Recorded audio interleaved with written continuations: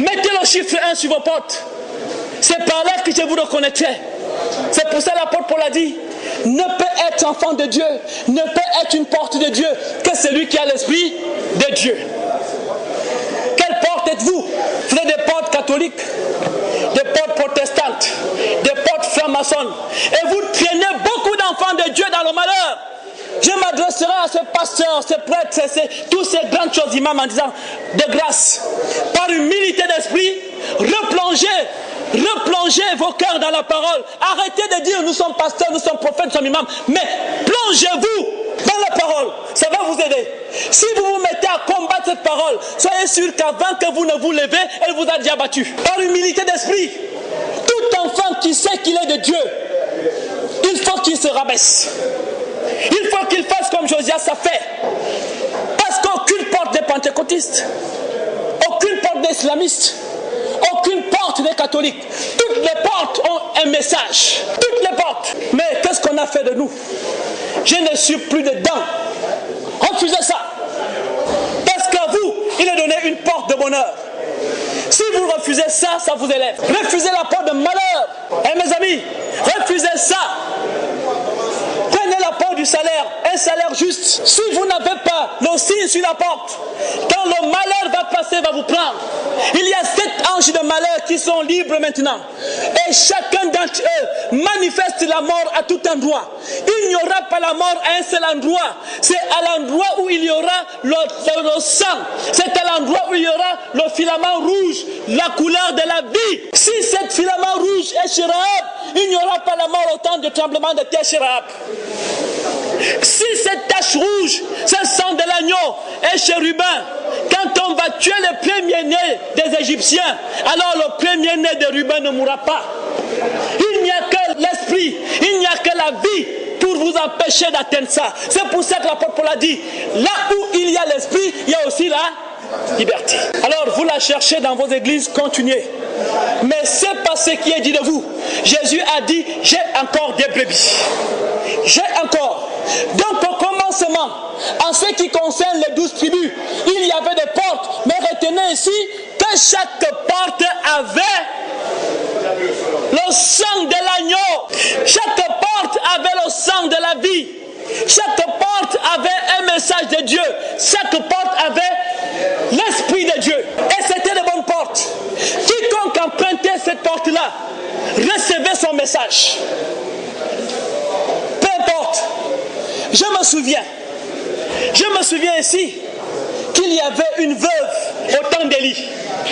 Mais la veuve a emprunté la porte d'Élie. La veuve a vu tout chez elle se multiplier. La veuve a vu son huile se multiplier. La veuve a vu sa farine se multiplier. La veuve a vu son enfant mort retrouver la vie. Parce qu'elle était entrée par la bonne porte. Je me souviens qu'au temps d'Élisée, il y avait un homme appelé Naaman le lépreux. Il y avait aussi une petite fille d'Israël chez lui. Et la petite fille d'Israël l'avait orienté. Elle était une porte déjà pour cet homme. Il est entré par la petite fille. Et puis il est entré par Élisée. Il a vu sa lèpre guérie. Au temps d'Élisée, il y avait une femme sunamite. Elle était stérile, improductive. Alors qu'est-ce qui s'est passé? Elle est rentrée par la porte d'Élisée. Elle a vu son ventre redonner la vie et donner une vie. Quand bien cet enfant est mort, elle a vu cet enfant revenir à la vie. Parce que la porte qui était là était une porte de vie. Mon cher, je vous dis que c'est une merveille. Au temps même du prophète Ésaïe, il y avait Ézéchias le roi. Il est tombé malade pour mourir. Mais puisque le prophète, une porte était devant lui, il a regardé, il a dit non, on repousse la mort de 15 ans. Au temps du roi Josias, le peuple était prêt à périr. Mais il y avait une porte au milieu d'eux, c'était Josias. Une fois que Josias a trouvé la parole, il a pris l'empreinte de la parole, Dieu a reculé les malheurs de plus de 35 ans derrière. Chacun d'entre eux est une porte. Et le peuple entrait par cette porte-là. Au temps des juges, de Othniel jusqu'à un autre qu'on appelle Jephthé, tous étaient des portes. Déborah fut une porte. Noémie était la porte de Ruth. Ruth est entrée dans la parole par Noémie. Salomon était une porte pour Séba. Moïse était une porte pour la Couchite et d'autres étrangers. Chacun d'entre eux, quand il se présentait à vous, il fallait entrer. Si tu voulais la vie, passe par là. Si tu voulais la guérison, passe par là. Ainsi de suite. Parce qu'ils avaient en eux l'esprit, la vie, la parole, la lumière, la justice, le bonheur. Je pense que c'est très compréhensible. La parole est esprit. La loi est spirituelle. Et la maison qui porte cette loi, c'est nous. La maison qui porte cette parole, c'est nous. Et si la parole est porte, celui qui porte la parole devient aussi porte. Tous ceux qui portaient l'Esprit de Dieu étaient les portes pour les autres. Et c'était de bonnes portes. Et Jésus a dit il y a deux chemins. Le premier étant large et spacieux, avec plusieurs portes mauvaises. Il ne conduit qu'à la mort. La porte catholique ne peut pas vous amener à la vie. Elle vous amènera au catholicisme. Et elle vous amènera à la guerre d'inquisition. La porte protestante ne vous amènera qu'au protestantisme. Et elle vous amènera à l'inquisition. Toutes ces portes, éveillez tout ça. C'est des portes de malheur.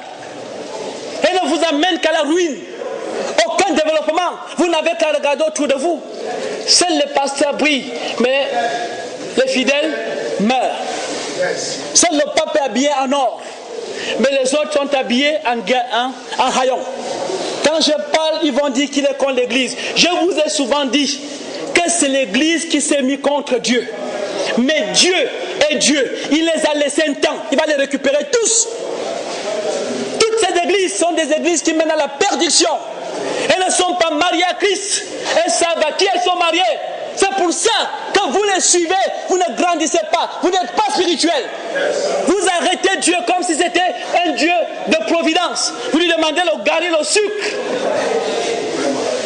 Vous lui demandez les avions, l'or et le diamant. Quand il a créé la terre, est-ce qu'il vous a, il a demandé votre conseil? Votre Dieu devient un Dieu de providence. Comment? Vous lui demandez la liberté alors qu'il vous a dit, voici l'esprit. Là où il y a l'esprit, il y a quoi? Vous lui demandez la liberté, vous connaissez qu'il est dit, voici la vérité. Si vous la connaissez, elle fait quoi? Elle vous affranchit. Est-ce que j'ai besoin de demander la liberté ou j'ai besoin de connaître la vérité?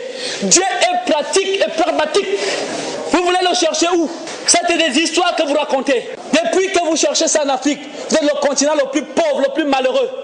60 ans d'église du réveil, je ne sais pas, 100 ans de catholicisme, 100 ans de protestantisme, 100 ans de popisme, de ceci, de cela. Vous êtes toujours pauvres. Alors que c'est à vous qu'il est donné le bonheur. C'est à vous qu'il est dit et soyez heureux. C'est à vous qu'est revenue la compensation.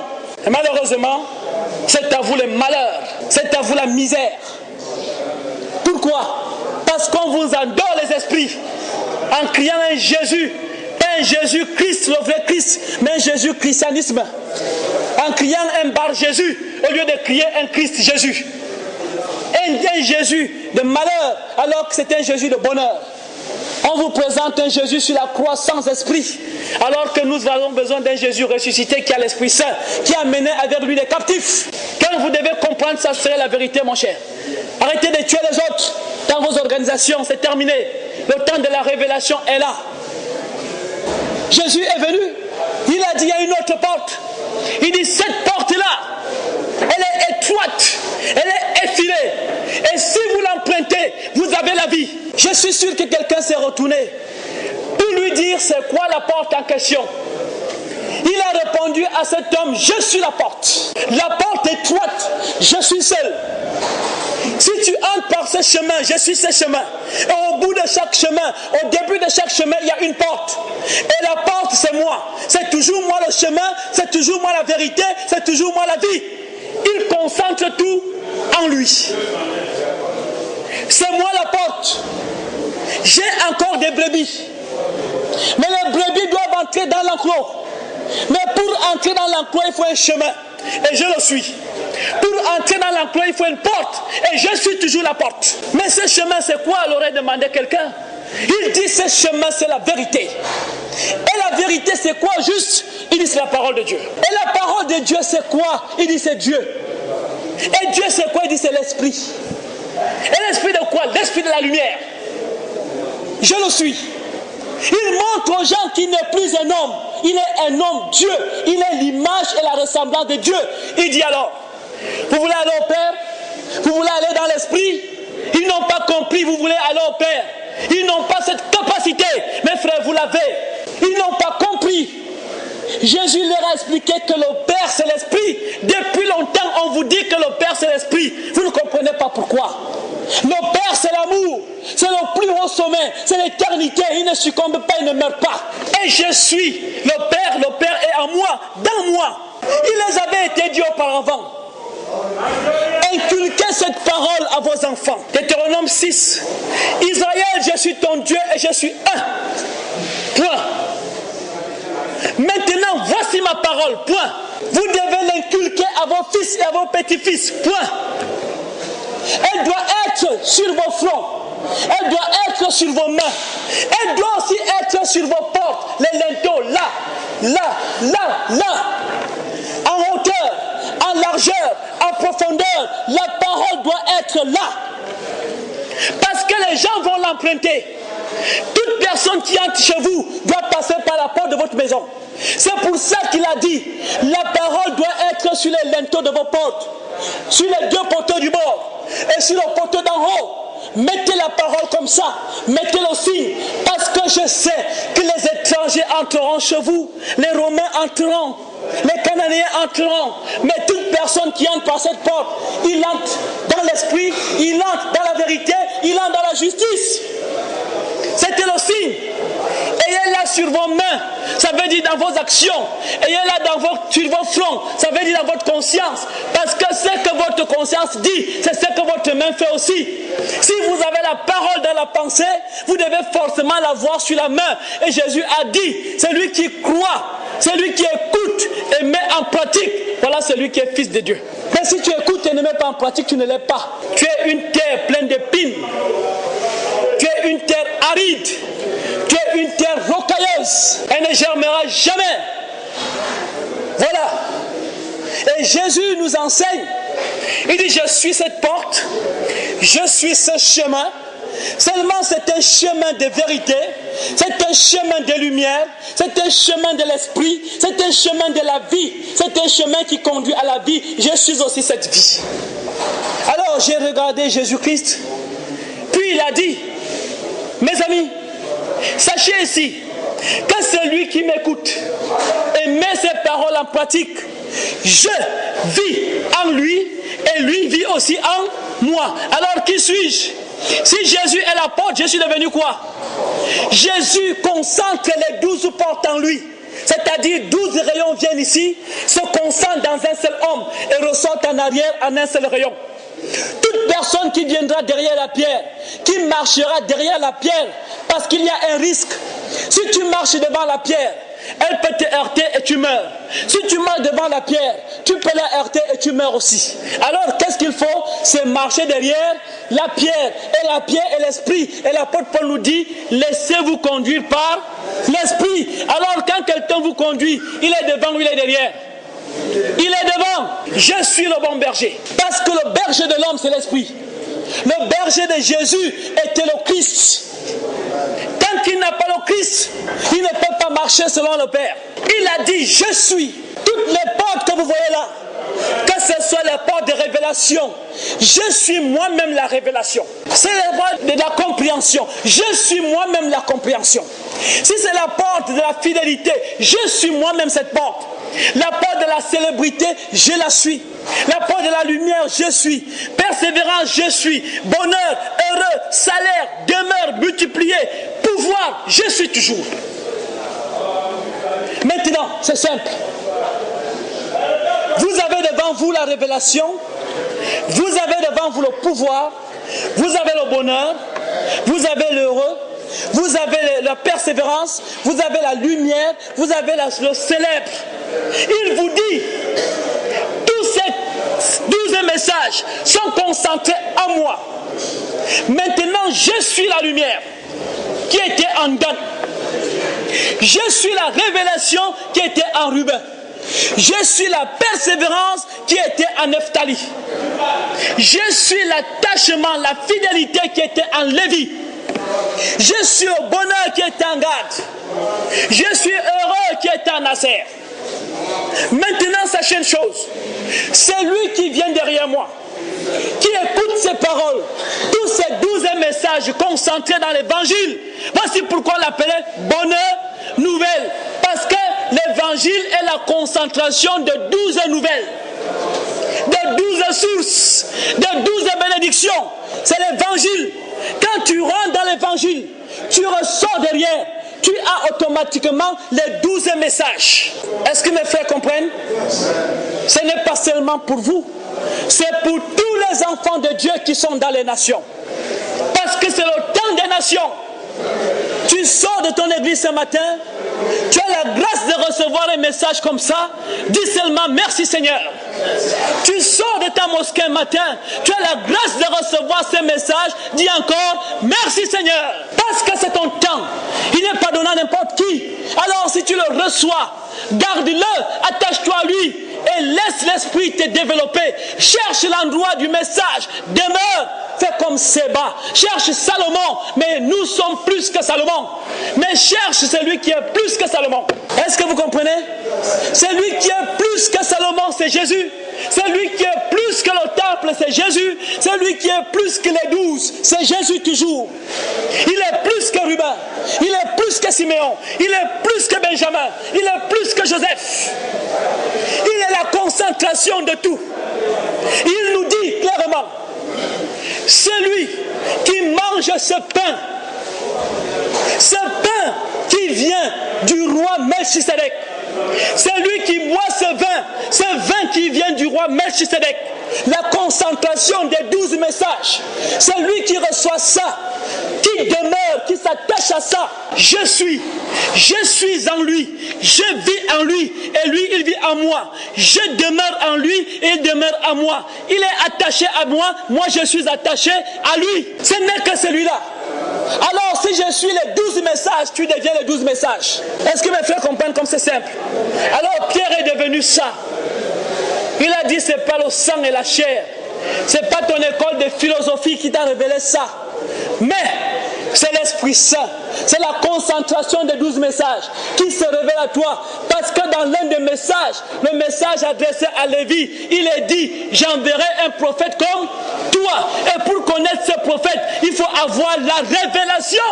Et comme Pierre est le premier disciple de Jésus à avoir la révélation, il a dit, c'est toi, c'est l'Esprit qui te l'a révélé.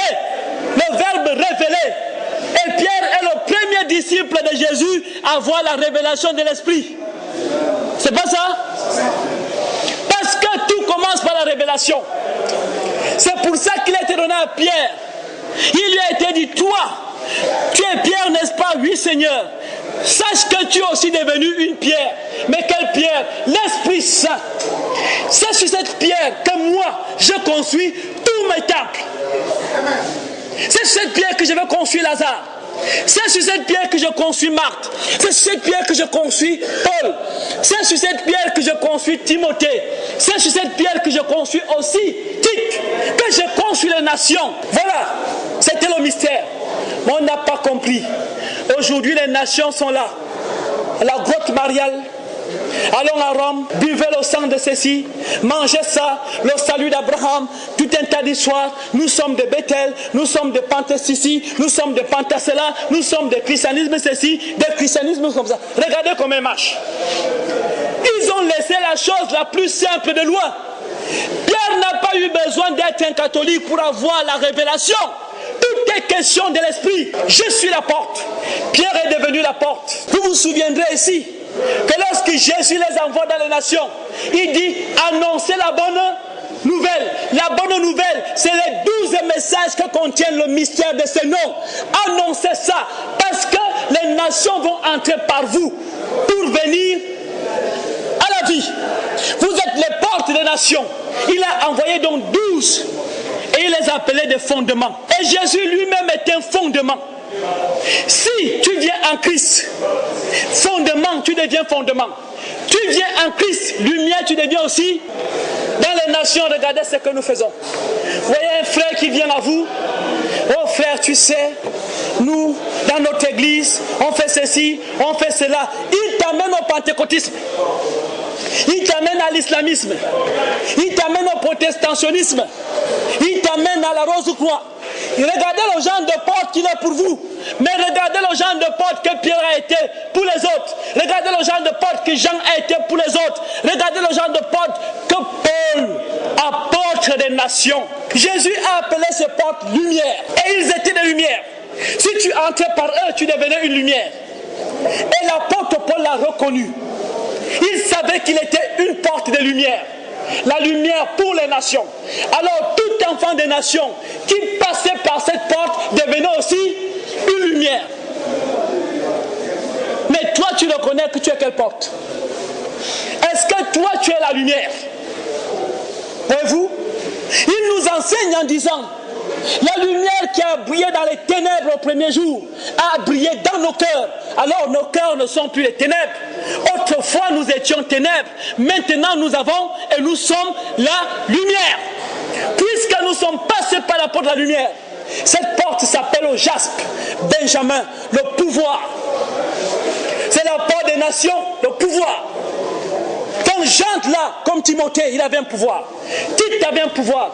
Un petit enfant, il maîtrisait la Macédoine. Un petit enfant, il maîtrisait la Crète. Pourtant, il était petit. Mais comme il était passé par le pouvoir, il était passé par la lumière, il était responsable de donner la lumière et le pouvoir. Vous avez entendu qu'il a amené quelqu'un à l'église catholique? Vous avez entendu qu'il a amené quelqu'un à l'église protestante? Vous avez entendu qu'il a amené quelqu'un à l'église islamiste? Vous avez tout simplement entendu qu'il a amené les gens à la vérité, qu'il les mène à la vie. Parce que c'est cette porte qu'il était, une porte spirituelle. Il a reconnu cette autorité en lui. Comme Jésus l'a reconnu, comme Pierre l'a reconnu, comme André l'a reconnu, comme Jean l'a reconnu, lui aussi l'a reconnu. Mais pourquoi toi tu ne le reconnais pas? Pourtant il est dit que c'est toi la porte, mes amis. Il était la porte et toi aussi tu es la porte. Il était la lumière, tu es la lumière. Il est la révélation, tu es la révélation. N'avez-vous pas entendu l'apôtre Paul dire que l'évangile que j'ai reçu ne m'a été donné de personne, mais elle m'a été une révélation. C'est pas ça? Parce que tout commence par la révélation. Alors si vous avez eu la révélation par l'apôtre Paul, qu'est-ce qu'il est écrit? Écoutez cette révélation. Après quoi? Attachez-vous à elle pour qu'elle vous rende célèbre. Si nos sœurs pouvaient nous écouter, ou quand elles nous écouteront, ça leur fera beaucoup de bien. Là où il y a l'esprit, c'est aussi là où il y a la liberté. Paul avait l'esprit. Il dit: ce n'est plus moi qui vis, mais c'est l'esprit à moi qui vit. Il était un cep. Il était un arbre, mais de vie. Quand tu avais la grâce d'être devant Paul et que tu rentrais par son chemin, tu avais la vie. Mais Paul a amené quelqu'un dans quelle église? Vos religions que vous avez aujourd'hui, citez-moi une seule dans laquelle l'apôtre Paul a amené quelqu'un dedans. Vous n'avez même pas eu un seul nom. Ayez honte de vous-même, mes frères, de vous comporter comme ça. Honte de vous-même, c'est pas sérieux. Personne de nous n'a le bonheur. Personne de nous n'est heureux. Personne de nous n'a le salaire. Pourtant, il est réservé un salaire. Nous avons fait de Dieu un Dieu de providence. Et nous le supplions. Oh, je suis malade ici. Oh, il me manque l'argent. Oh, en fait, c'est ça votre Dieu. Lui, il dit: sois saint comme je suis saint. Si tu as la parole avec toi, il faut savoir que tu réussis dans toutes tes entreprises. Si tu as la parole de révélation, attache-toi à cette parole, écoute-la, elle te rend célèbre, elle t'apporte le salaire, elle te donne le bonheur, elle te rend heureux, elle multiplie tout en toi, elle te donne même le pouvoir. Cette parole se révèle en toi. L'évangile, le Christ, elle se révèle en toi dans l'homme, elle se révèle en toi dans Paul. Malheureusement, tu ne comprends pas. C'est malheureux. Mais c'est notre temps. Saisissons cette occasion. Tu écoutes ces messages, attache-toi. Parce que c'est un message révélé. Ce n'est pas l'évangile de l'homme que je prêche. Je prêche l'évangile qui m'a été révélé par Dieu. Mes amis, je ne suis pas allé dans une école de théologie. Je n'ai pas eu les impositions des mains des hommes. J'ai la main de Dieu imposée dessus. et je vous apporte la révélation de Dieu, et j'ai l'Esprit de Dieu en moi, celui qui écoute ce que dit Dieu, sa tâche, il va connaître la célébrité. C'est le mystère. Je ne peux pas marcher avec un homme qui est dans l'échec. Parce que cette parole ne connaît pas l'échec. Cette parole connaît le pouvoir et la gloire. Parce qu'elle est la gloire, elle est le pouvoir. Et c'est pour ça qu'elle invite les hommes. Elle dit, venez à moi, vous qui êtes chargés de votre idolâtrie, chargés des crimes, du vol, de la désobéissance. Moi, je vous décharge de ça. Et je vous donne ce qui est bien, et vous êtes libres. Personne n'écoute. Mais c'est pour vous pourtant. C'est le temps de la révélation. Et nous sommes aujourd'hui ici, des portes. Il y a eu des portes au début de l'évangile. Il y a des portes à la fin de l'évangile. Je suis une porte. Je suis une porte. Une porte de lumière, une porte de vérité, une porte d'élévation, une porte de pouvoir. Je la suis. Il faut que tu sois, que tu aies l'Esprit Saint pour la tester, pour dire Abba Père. Parce que l'apôtre Paul a dit, je suis la lumière du monde. Qu'est-ce qui t'a dit ça toi? C'est la révélation. Je suis la porte de lumière. Je suis la porte de vérité. Je suis la porte de justice. Jésus l'a testé. Celui qui n'ose pas la tester n'a pas l'esprit. Il a dit, si ton nom n'est pas inscrit dans le livre de vie, tu n'es rien et tu n'as rien. Tu ne vis que des simulacres d'hypocrisie. Il faut que ton nom soit mentionné. Alain Serge, je voudrais que les frères comprennent cela. Il faut que Sylvain comprenne qu'il est une porte. Je lui dis, frère Sylvain, tu es une porte pour tes frères et tes sœurs. Tu es devenu une lumière, sois une porte. Oh, sœur Cornelia, tu es une porte pour tes frères et tes sœurs. Oh, ma sœur Emmanuel, tu es une porte. Ma sœur Yasmine, je leur dis ça tout le temps. Actuellement, vous êtes sur Enseignement des Saintes Écritures. Vous avez des préoccupations concernant la parole de Dieu. Vous voulez des éclaircissements sur l'enseignement du jour. Pour plus d'informations, vous pouvez nous joindre par mail beboulmichelco@gmail.com, beboulmichelco, BEBOULMICHELCO, ou par téléphone 002 141 07 48 32 52, 002 141 02 39 75 47. Bon confort d'écoute.